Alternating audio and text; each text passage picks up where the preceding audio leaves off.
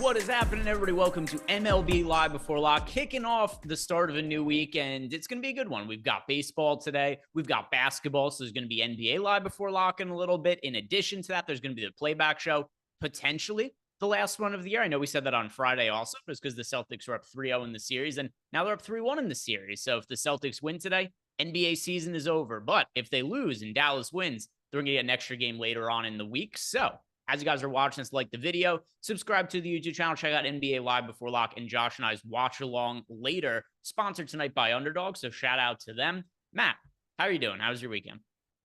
It was good, man. Father's Day, relaxing. Just talking to you guys before the show. It's so hot here.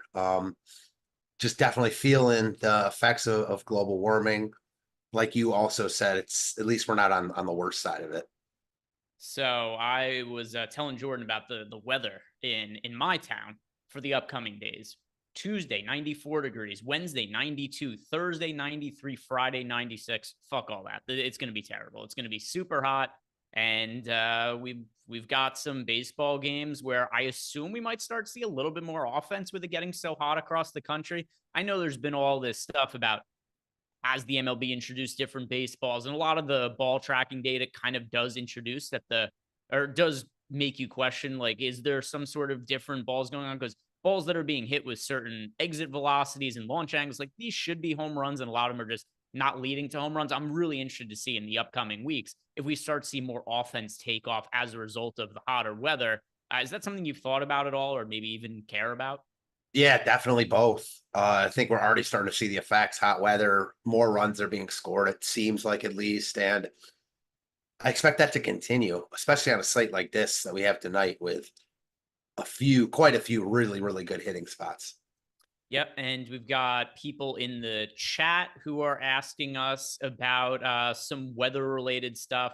So at least as of now, I'm not making any sort of changes to the Pittsburgh-Cincinnati game in my player pool. Let's see what the current Pittsburgh weather is looking like for today. And yeah, the game could start late. I would be very, very surprised if it ends up getting postponed. So not anything I'm too concerned about. Looks like start of the game right around 50% chance of rain. But here's the good news. Even if it rains at the top of the game, there's no rain expected in the forecast for the rest of the night. So yeah, there's a chance that it rains really hard at the start of the game. It's a late start, but I think it should play. So I'm not lowering my exposure, making any kind of considerations for the weather there. I think it should be good to go. Do you feel any differently? No, I don't feel differently. It just adds a little bit of a wrench to it. I'm like you. As of right now, I'm not changing anything. That could change in a half hour, but we'll just see.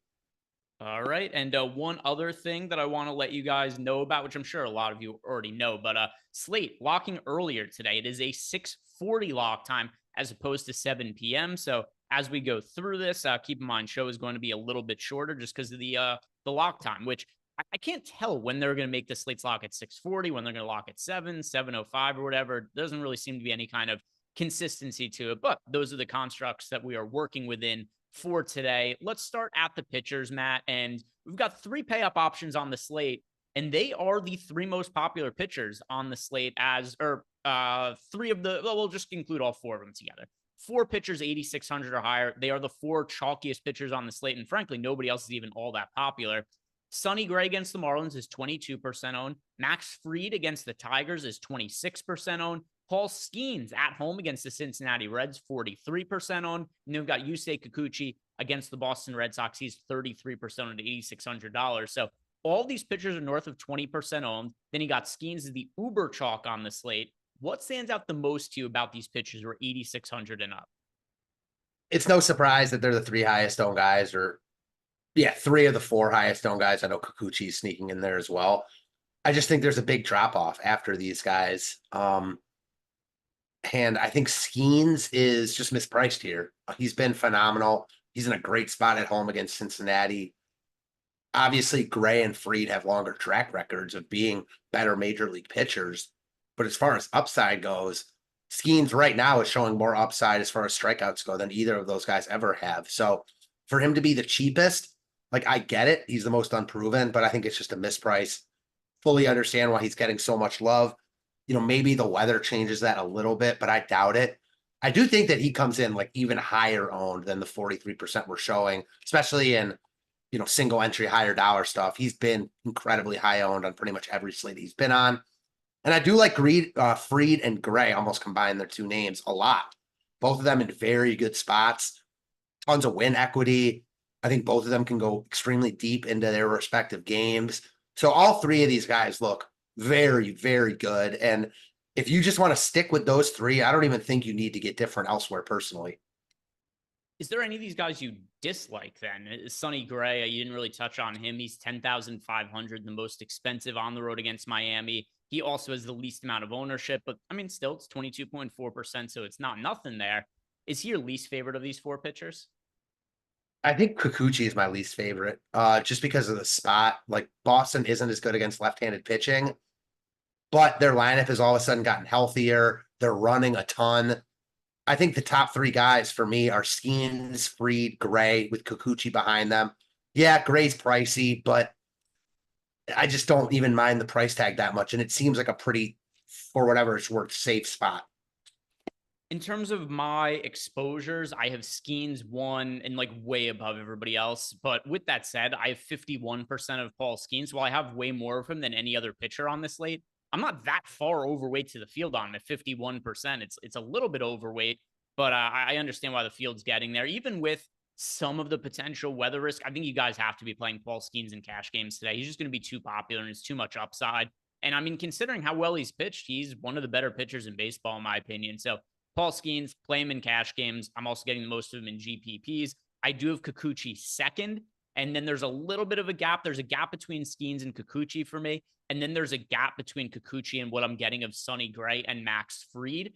I do have right around 20% of each of Gray and Fried. Now, with that said, Sonny Gray is, let's see, what was the ownership on Gray again? Yeah. So with Gray being 22% owned and Fried being 26, I'm like right at the field on Gray and then a little bit underweight to the field on Fried.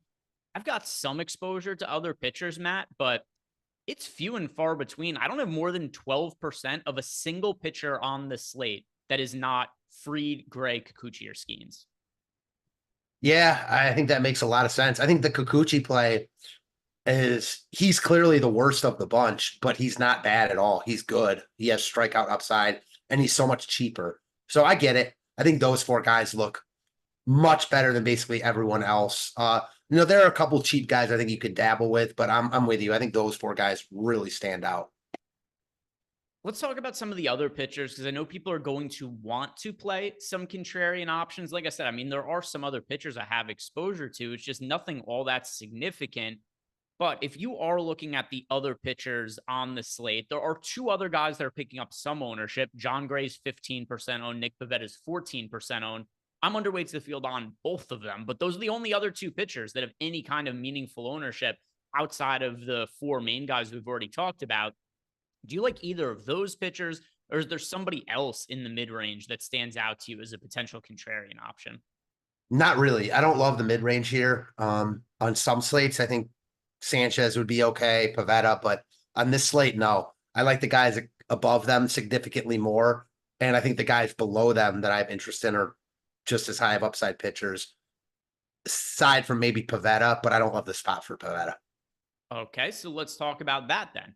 And this is also kind of nice that we have the slate locking a little bit earlier and the show's a little bit shorter as a result of that, because I mean, the sure shit isn't as much to talk about as far as pitchers are concerned. Like, we've narrowed it down pretty quickly to who it is that we want to be rostering.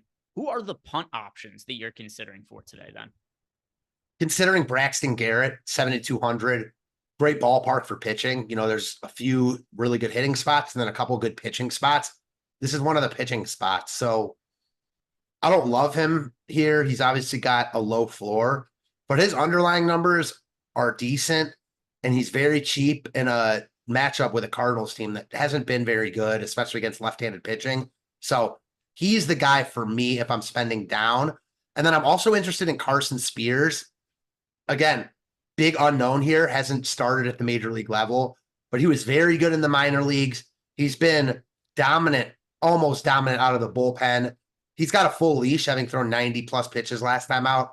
I think at 6,600, you could do worse than him. and Garrett at 7,200. I like those guys a lot more than the John Grays and Sanchez's of the world today. Yeah, so for myself, the reason I had said Matt, which maybe you picked up on because kind of a weird number, I was like, oh, I'm more than 12% of anybody else. The reason I said that is because there is a pitcher I have 12% of, and that's Carlos Rodriguez. I view him as a viable, cheap contrarian option who allows you to do a couple of things. First off, if you have an otherwise popular lineup and you've got Carlos Rodriguez, and it's a little bit different looking because the field isn't getting to him. Also, he's so cheap. He really opens up a lot of possibilities in terms of what you could do with stacking the Dodgers. So you could do something like the Dodgers are going to be popular today, but not like absurdly popular in large field tournaments. They're like crazy underowned in our top stack stool, but some of the price tags do make it tricky to make a full Dodger stack with somebody like Shohei Ohtani, unless you're playing somebody like Carlos Rodriguez, who we don't have very much data on in the big leagues. But the one thing that is nice about Carlos Rodriguez, he's generated strikeouts wherever he's pitched. So if you go ahead and you look at the minor league numbers for Carlos Rodriguez, last year, this year, 25% K rate in AAA. Last year, 30% K rate in AA. That's where he spent most of the year. And then in the previous year, he pitched across high A ball and low A ball and had a 30% K rate in those two leagues combined. So this does look like a guy who's very cheap. Is he going to be good or not? Probably not. Right? Like all of the projections on him indicate that he's not going to be all that great going forward. A guy with an ERA in like the mid to high 4 range. But it does look like there are strikeouts there, and he does come into tonight with a really, really solid matchup. So Rodriguez is going to be pitching tonight against the Los Angeles Angels. And if you do look at our top pitchers tool, we have Carlos Rodriguez with a 17% chance to be one of the top 2 value pitchers on this slate. The only pitcher with a better mark than that is Paul Skeens. So I view Carlos Rodriguez as a really, really good contrarian way to save some salary, only projected for 6% ownership. Yeah, I prefer the Carson Spears play. I think he's been better at the major league level. Similar matchups, probably you don't have great weather in Anaheim, so maybe slight edge there. I view those guys as pretty similar, not going to lie.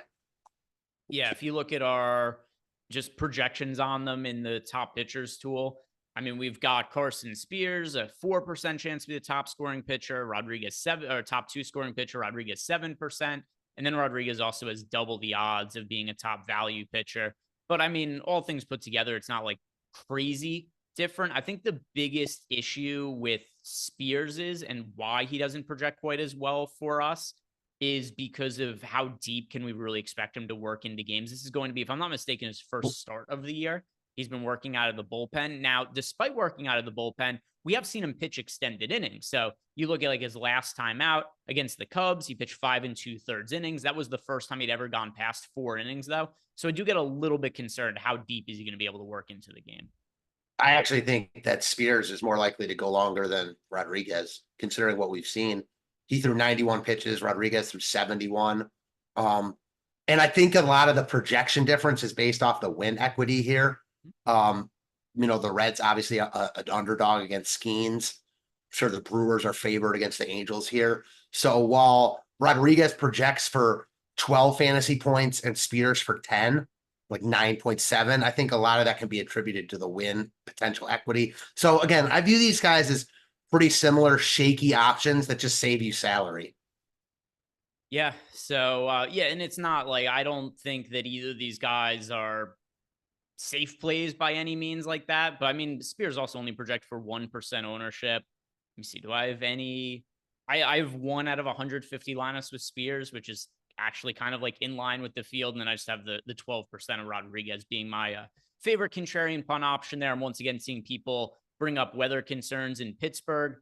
It's not something I'm all that concerned about. I'm playing a whole bunch of Paul Skeens. He's my most rostered player on the entire slate, and I'm cool with rolling that out. We touched on that a little bit at the top, but anything else you want to add about these DraftKings pitchers, Matt?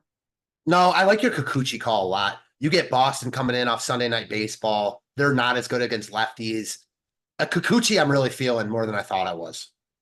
Yeah, I've got like 4 pitchers in my lineups. It's the way it is. I got 12% of Rodriguez, and then a couple other guys who are in like a lineup or two, but nothing all that significant. It's going to be a really condensed player pool for me at the DraftKings pitching, but let's look at the FanDuel pitchers to see if anything else stands out. And if you guys haven't done yet, like the video, subscribe to the YouTube channel. If you're watching in Discord, you have a question for us, and any stochastic package you have, it does come with access to our Discord channel. Book me during the show, and we could go ahead and answer any questions you have. FanDuel pitchers, Matt, here's what's different. Paul Skeens is projected for 30% ownership, and everybody else is contrarian. So as much as I love Paul Skeens today on DraftKings, and I know he's really popular on DraftKings, what's different about him on FanDuel is that he is 3x the ownership of the next most popular pitcher. We've got Kikuchi, Gray, Fried. They're all around 10% owned, but Skeens being 30% owned, he's the clear cash game option. For GPPs, though, would you look at Skeens or would you go somewhere else with the big ownership gap? I think you could make really good cases for both sides because, again, I do think Skeens is underpriced here considering where Fried and Gray are priced, but the ownership is just even more condensed considering it's a one pitcher site. So I like Kikuchi at that price tag. Again, I think that they're probably slight favorites in this game. Boston not as good against lefties. Ownership isn't really there, and he's inexpensive. So I think Skeens looks like the best on paper, but I'm totally good with a Kikuchi pivot. For GPPs, I agree with you on Kikuchi. He's so much cheaper than these other pitchers. He's $700 less expensive than Skeens, $1,400 less expensive than Sonny Gray, and then $900 less expensive than Max Fried. So when you consider that Kikuchi, Gray, Fried, pretty much all the same ownership on FanDuel, and we also have relatively similar projections on them, give me Kikuchi for the lower price point. Skeens is admittedly on a tier of his own. The ownership is just too high for me. That's why if you look at our top pitchers tool, he's massively negatively leveraged as a pitcher over on FanDuel. And everybody else is kind of like neutral or maybe even slightly positive if you look at any of these other pitchers. But any of the contrarian options that you like on FanDuel? Not really. I mean, I think Garrett's in play because he's really cheap. Rodriguez much more so than Spears here. Spears is 7,700. Rodriguez is 6,500. So I don't hate that play. Anything else you want to talk about as far as pitchers are concerned? I don't think so. All right. Jordan, you know what to do. Fire up the lineup generator. Let's see what we're getting to over there. And intuition is just going to be a shit ton of Los Angeles Dodgers. I'm telling you guys right now, this is going to be one of those slates where we build lineups and do balance lineups, Jordan. It's going to be like 100% Dodger stacks, and they are just an exceedingly difficult team to get away from. That they are. You know what? It's actually less Dodger stacks than I thought it was going to be. Because I thought we were going to get like 100, and it's not quite that much. Skeens, there's some. Yeah, we actually only got Dodgers in like half our lineup. So, hey, screw me. I ended up coming out incorrect here with what I thought was going to happen. But let's talk about stacks here, Matt. What are you going to be doing with the Dodgers today? Because it is clearly the team that has the highest overall top stack odds on the slate, but they do come with price tags that are a little bit cost prohibitive. So if you do look at our top stacks tool, we have them as the chalkiest team on the slate, 13% owned, but it's very rare that a team is in Coors Field, a 26.5% chance to be the top scoring team of the slate and actually only have 13% tops ownership projected as a team. So what are you going to do with them in single entry fields to start? Do you think the ownership is going to be too high, or do you think it actually stays fairly modest because of some of the price tags, particularly on somebody like Ohtani? Ohtani will be crazy high owned, but I do think that guys like maybe Will Smith and Teoscar Hernandez, crazy expensive. Freddie Freeman's really expensive. Those guys will be owned, but Ohtani will be the priority, as he should be. I mean, he projects for like 15 fantasy points here. Hard to get away from him. I don't think it's a full stack. Their ownership is going to be that crazy. The guys you want are really expensive. The bottom of their lineup is going to be crazy high owned because they're not very good, but they're in a great spot here. And there are a bunch of other good offenses to look at. San Fran, I know that Colorado will be higher owned in those type of tournaments that we're projecting because people have been really picking on Paxton in every start he's been on. So I don't see that changing today. Philly's in a great spot. There are other teams in very, very good offensive spots here. So I don't think the ownership on LA is crazy, but I do think they're the highest owned. Yeah, it's a team that like I'm getting to. Oh, it's my most rostered stack on the slate, but it's not like I have insane exposure to them. I have 26% Dodger stacks out of my top 150 lineups, which is, I mean, it's almost the exact same amount as what we have in the top stacks tool, just kind of by coincidence. That's what came out running everything through the Sims. But yeah, I think the Dodgers are the best team to stack. I'm going to be getting away from them in single entry. I mean, I only got 20 minutes to decide here. It is really tricky for me to figure out which team I do want to go to. I really do love this spot for the Rockies against Paxton. I mean, how many times have I stacked against Paxton on shows that we've done together, Matt? He's been terrible this year, especially his underlying numbers. So I really do like picking on Paxton. I tend to think the field is going to gravitate towards the Dodgers in single entry. I don't want to play the Dodgers in single entry, though. So the teams I'm considering, the Rockies, potentially getting to, let's see, what were the other ones that were showing up a bunch for me in the Sims? The Rockies would be one of them. The Pirates are another consideration. They're fairly cheap.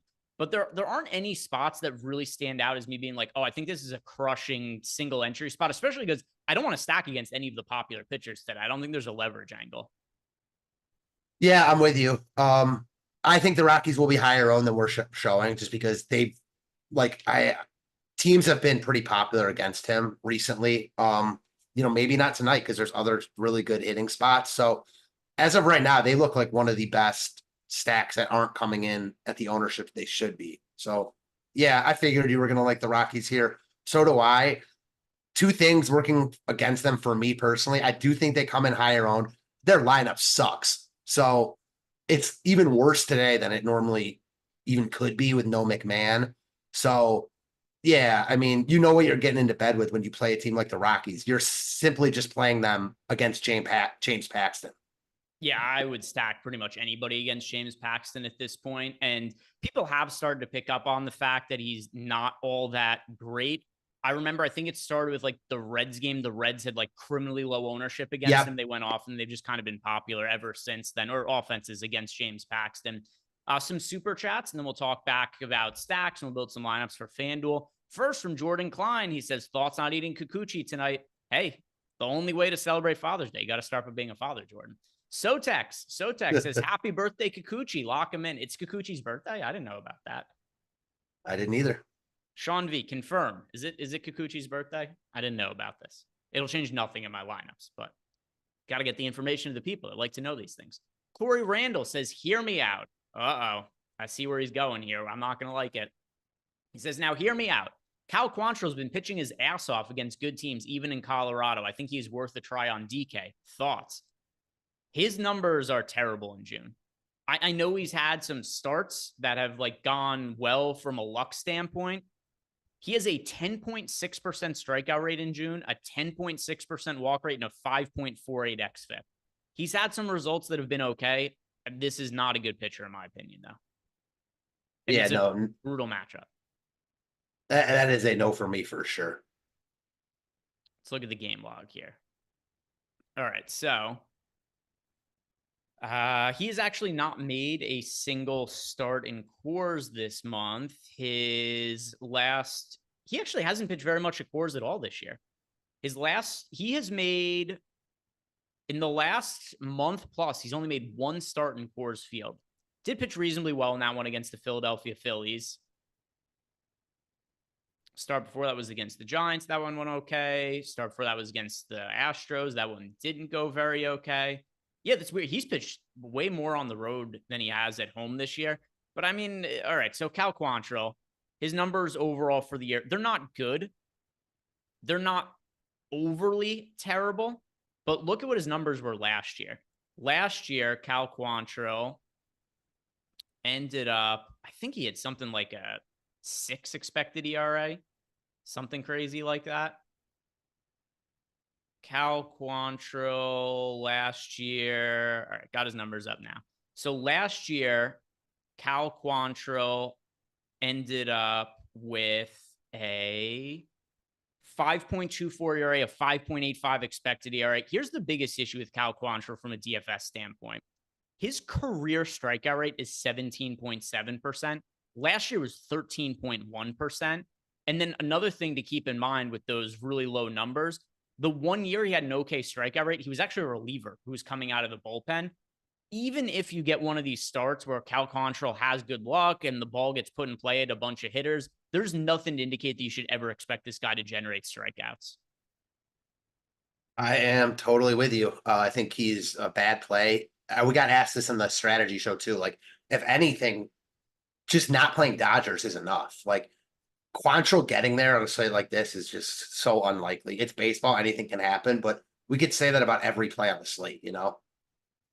Yeah, it's a no for me. Let me see. Do any of my top 150 lineups have Cal Quantrill? That is a negative. Yeah, out of 100, my top 150 lineups in The Sims, 0 of them have Cal Quantrill. Malukar says, thoughts on Jordan Klein to wear a shirt that fits? Jordan Klein's a big fucking dude. There's not enough material. What are you gonna do? You're gonna have to kill like 3 child workers overseas to make a shirt that fits Jordan Klein. That's a lot of work. And shout out to Chris Williams, who gifted us out 5 YouTube memberships. Chris, as always, we support you.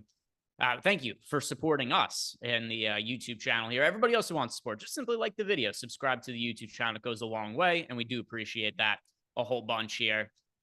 Let's get back to talking about stacks, Matt. And what do you make of the Dodgers in large field tournaments? So for single entry, also, are you considering playing them in single entry?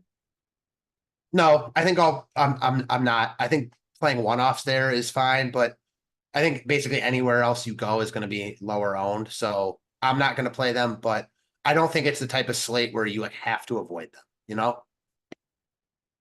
It's not too crazy of ownership. I'm not going there in single entry because I do think they could be a little bit more popular, but it might be a mistake. If they end up coming in like 20% owned in single entry, I'll probably look back and be like, I should have. By the way, Reds Pirates expect to start at 7:10. So a little bit of a delayed start. No issue there, though, with that. I still expect the game to play 9 innings without issue. But yeah, as far as the Dodgers go, if they do end up being 20-ish or sub 20% owned, I'll regret not having stacked them, regardless of what the results are. But I think they'll come in a little bit more popular than that. So I'm going to look elsewhere in single entry. And it's probably going to be, for me, I'm choosing in between uh, a Pirate stack or a Rocky stack. Those are the 2 teams that I'm really considering right now. How about for yourself? Yeah, I like the Giants a ton. I'm worried about their ownership because they're projected to be like the second highest owned team on the slate. And if they come in over the Dodgers, I'm going to cry myself to sleep. But I've been playing a ton of Giants, so I don't feel bad about playing them when they're a little bit more popular. I had a really good afternoon slate yesterday stacking the Giants. They're starting to get going. This is such a good spot for them as far as ballpark upgrade goes. Javier Assad isn't good. I like every bat in this lineup, so I'm prioritizing the Giants as of now. And no questions there in the chat. So let's go back to the lineup generator, Jordan. I just want to see which hitters and pitchers we have the most exposure to, and they'll build some lineups for FanDuel. But let's see. We've got, no surprise. Skeen's the most rostered pitcher there. Offense getting to a whole bunch of Shohei Ohtani is 7K. That's. Do you remember the most expensive price tag you've ever seen on a hitter? Honestly, I think it's Acuna like around this price in cores, but I can't I think 7,200, but I'm not positive. And I feel like Otani's going to creep up to 7,500 by the end of this series because he's still going to be owned. I know part of DK's algorithm is like ownership induced. So like he's still going to be, in my opinion, one of the highest owned overall players on today's slate. I remember Ha-Sung Kim got up to 8K in KBO DFS back in the day, but for MLB DFS, this is I think you're right. I think I remember Acuna some of the games last year, maybe in Coors Field, got a little bit over 7K. But yeah, it's pretty crazy that not only is Ohtani this expensive, but also expected to be very, very popular today, which I could also understand why that is the case. Other pitchers we're getting to here.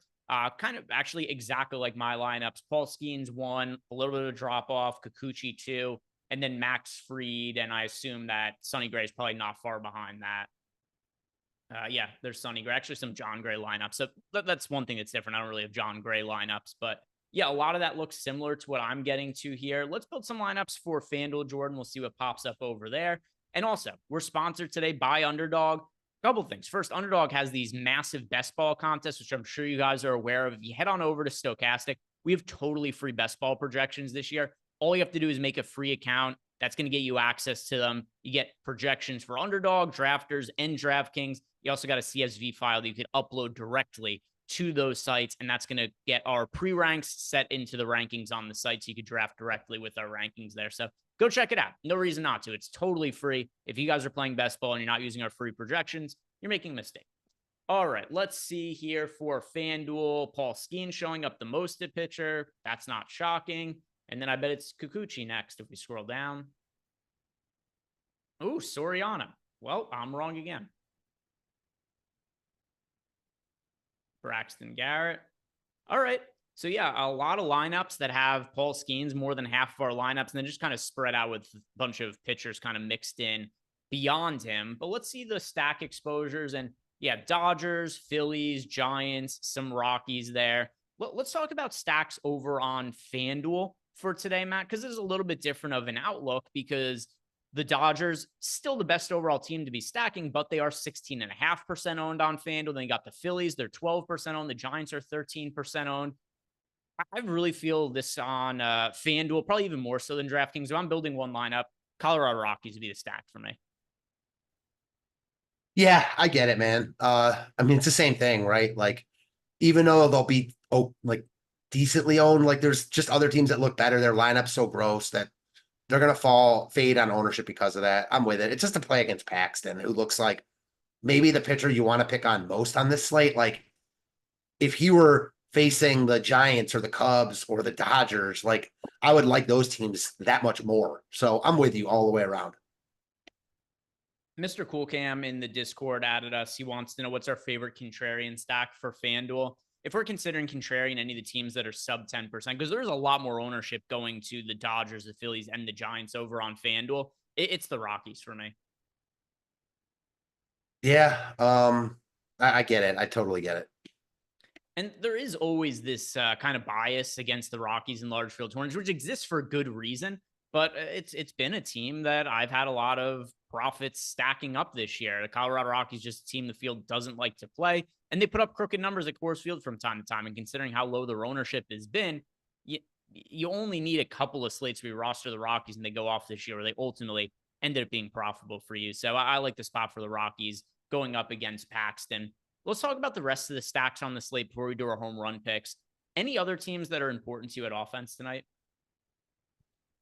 No, not really. It is a slate where like it's the haves and haves nots, and that's showing up in ownership. So like in the contest we talk about single entry, like 4 entry max stuff, like whatever order they come in, like the Dodgers, Giants, Rockies, maybe the Phillies and Cardinals, because they're cheap, are going to get love, and the other teams aren't. So like Atlanta is interesting because clearly they have upside, as they've showed a bunch over the weekend. San Diego, I don't love it, but Laffy and I talked about them today. Like, I don't love any of these other teams, but you're getting, I think, more of an ownership discount than you would be on normal 9-game slates, if that makes sense. Leverage, are you considering stacking against any of the popular pitchers? No, because not only are they good, like we feel the same about this. We want to stack against popular pitchers when they're popular because of their price tag and matchup, not because they're actually really good. So you've got that. All the pitchers getting love are good. And then even if like Sonny Gray, like let's say he's not good and Miami gets to him today, like what are the chances the Marlins outscore like the Dodgers and the Rockies? And you know what I mean? I just don't see it personally. So I don't think in 150 max, like you don't have to take them out of the pool, just not where I'm looking to go tonight. Do you feel similarly? Yeah, it's funny because I was just pulling on my lineups. I was like, I wonder, do I have any stacks against the popular pitchers? And out of 150 lineups, I have one Red Sox stack, and that's it. I don't have any Red stacks. I don't have any Tigers stacks. I don't have any Marlin stacks. That's funny. Yeah. I mean, honestly, when you're talking about such low ownership anyways, it almost makes sense just to get rid of them because like other people are going to play them. Like you're not going to be the only person in the big $15 with a Marlin stack. So then you're just counting on like the, 99th percentile outcome to have your like 2 lineups get there. Like sure, but you could also just not play them. In the teams that I have double-digit exposure to, which there's a handful of them, the Dodgers, the Giants, the Cardinals, the Pirates, the Rockies, those 5 teams, it's primarily who I'm stacking. And then, I've got other teams where it'll be like, I've got 2% of the Angels or 2% of the Brewers, but nothing really all that significant. So let's do our dong picks before we head out for the night. And then, guys, don't forget NBA Live Before Lock, as well as the NBA Playback Show after that, where Josh and I will be doing a watch along. Matt, who's going yard today? What's your home run pick? No Coors Field. I've called him out a couple times. Finally hit one yesterday. I'm going right back to the well. Jorge Soler. Ooh, okay. Ooh, revenge spot for Soler also. From a long time ago. I know the one I want to homer. I got a bunch of Jose Fermin as a one-off. Oh my God. I was just about to say, I'm playing, this is messed up, but I'm playing 4 lineups tonight. And there's a chance I use Fermin in all of them. He's just, in my opinion, the best value hitter on the slate at 2,100. Yeah, so he's the individual hitter I have the most as a value play. I don't think he's all that likely to homer. I'll go with one of his teammates, though. Nolan Arenado. You got a spot for Nolan Arenado against lefty who's been really erratic this year. So Arenado, who's always hit lefties considerably better than righties over the course of his career. That's my home run pick for the day. Let's see what we have from the chat. Chat is saying to us, okay, we got A. That's just his name, just A. He's going Riley Green for today. Danny P's got Ian Happ. Strike a Loot is saying Fermin Fever. And then we've also got Charles Kelly saying Forrest Wall homers. Sotex is going Willie Calhoun. Porzingis is going Jared Kelenic. Jordan, you can't pick Shohei Ohtani. You can't cheat. You can't cheat and go with the Coors Field game, picking the guy's $7 million price tag. Cheater. It's easy for Jordan today because you said his name earlier, Ha-Seong Kim. Yeah, just go with Ha-Seong Kim. We have to introduce Jordan to some new players. He only picks like 4 guys to homer every day. Aaron Hines got JD Martinez. We've got Okezi Adim Madumir. I'm sure I didn't get that correct. My apologies. Going with Corey Seager. Hayes, he's going with Nolan Arenado as well. Junior Whoppers got Christian Yelich. Eddie Melman's going with Montero. Tony's going with Schwarber. Yeah, lots of other people going with Fermin in the chat as well. Let's see what else down here. Jay Lovelady's got Wisely. Danielle Mahalik has got Pedro Pajes. We've got Alex Serra going Trey Turner with a welcome back homer. Chad Rock going with George Springer. Dub K's got Matt Olson and Kyle Schwarber. No, got Malukar with Tatis. And then Barnaby O'Toole is going with Chapman. Shareable Cortex got Harper. I consider Chapman as my home run pick as well. But guys, thank you very much for watching. One more time if you haven't done it, like the video, subscribe to the YouTube channel. If you want to sign up for any of the stochastic tools or packages, links are down below in the YouTube description box. It also gets you access to our Discord channel. Best ball package, totally free if you guys want to go check that out. So thank you guys very much for watching. I'll see you back here in a little bit for NBA. Peace out.